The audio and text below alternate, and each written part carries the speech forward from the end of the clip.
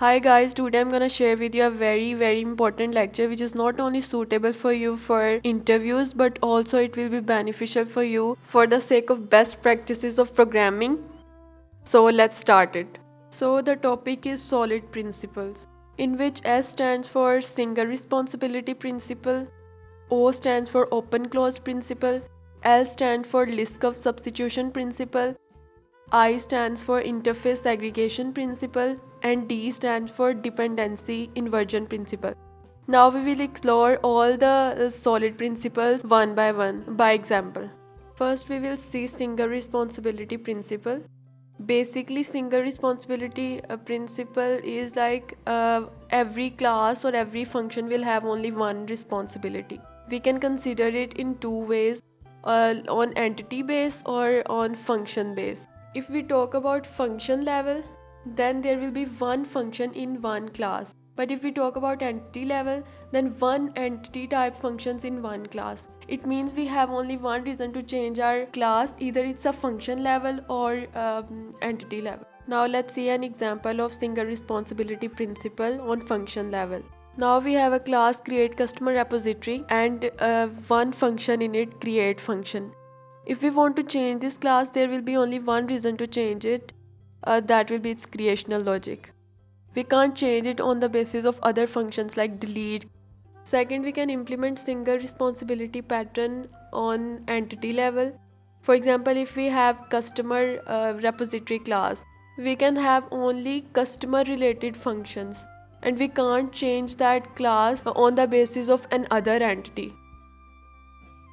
Second principle we have here is open clause principle. Open clause principle means this particular class is open for extension but closed for modification. Okay, now we can extend our class by using extension methods and inheritance. Let's see an example of inheritance here. Now if we see an example of this open clause principle, then here we have a function, write function, which used to console log our message. Now if we want to have two more functions, one for writing in db and one for writing in log file, then we don't need to modify this class for those two functions according to this principle, but we will extend our class and use this write function in it. Now our actual class will be same, but we will extend two classes, like one for writing in db and one for writing in file. Then our open clause principle will be implemented on our service. Next principle we will see is Liskov substitution principle. According to this principle, if we interchange child object with parent object, then it shouldn't raise any exception or error. Now let me explain this principle with an example. As we have written a function here is log message. This function accepting dblogger in params.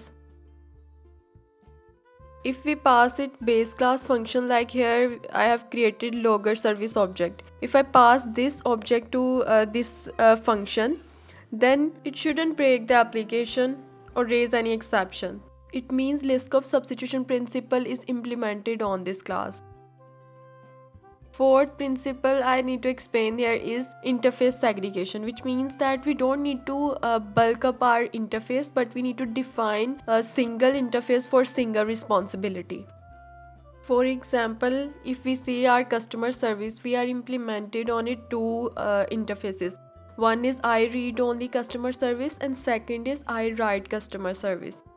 Now if we see our I read only customer service interface, we have written two functions which just read data from the database. But in I write customer service interface, I have just written those functions which writing in database. So in this way I have segregated my all interfaces. So this was the fourth principle you must need to implement for interface segregation. Now we need to see last principle, which is dependency inversion. This is one of the most important principle, I must say, which define that all the objects we create in our application will be created by dependency injection.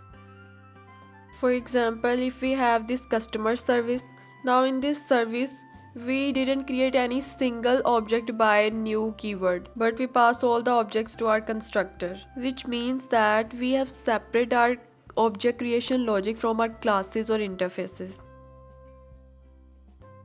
Now the question is from where these objects are created. So these objects are created by dependency inversion.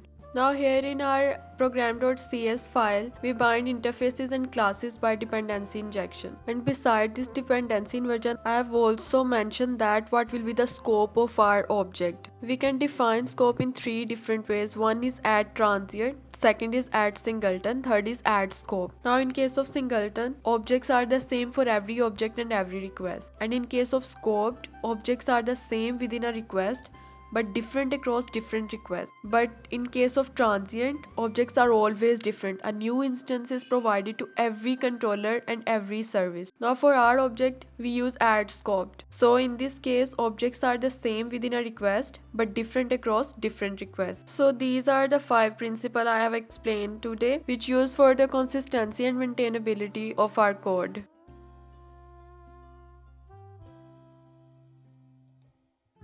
I hope you understand these all principles. If you have any question or any query, you can ask in comments. Thanks for watching.